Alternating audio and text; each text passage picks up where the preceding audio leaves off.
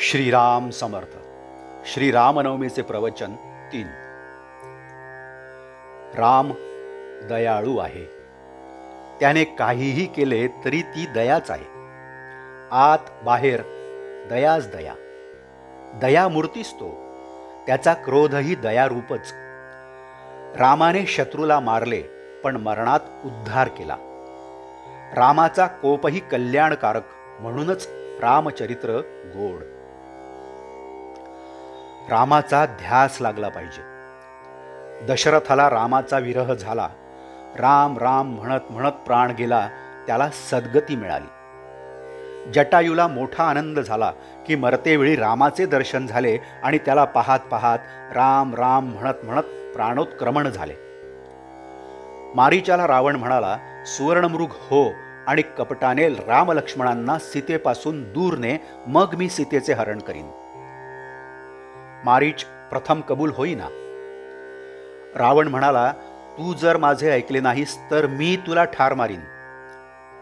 मारीच मनात म्हणाला, रावणाच्या हातून मरण्यापेक्षा रामाच्याच हातून मेलेले काय वाईट.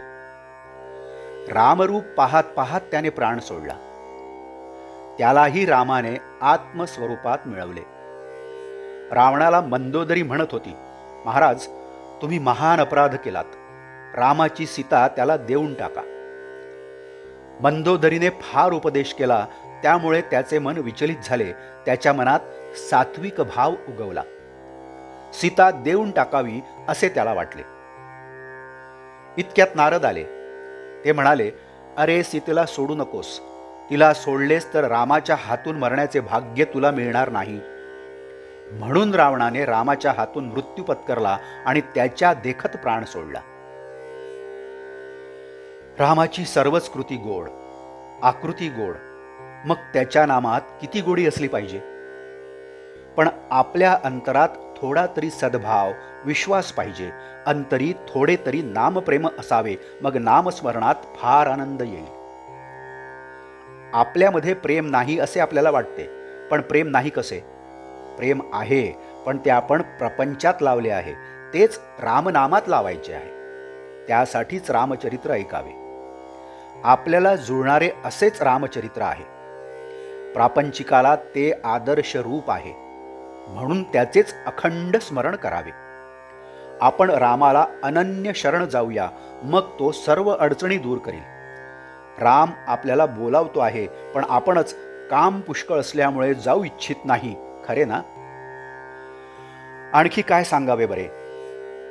आशीर्वाद. जानकी जीवन स्मरण जय जय राम. श्रीराम जय राम जय जय राम. श्रीराम जय राम जय जय राम.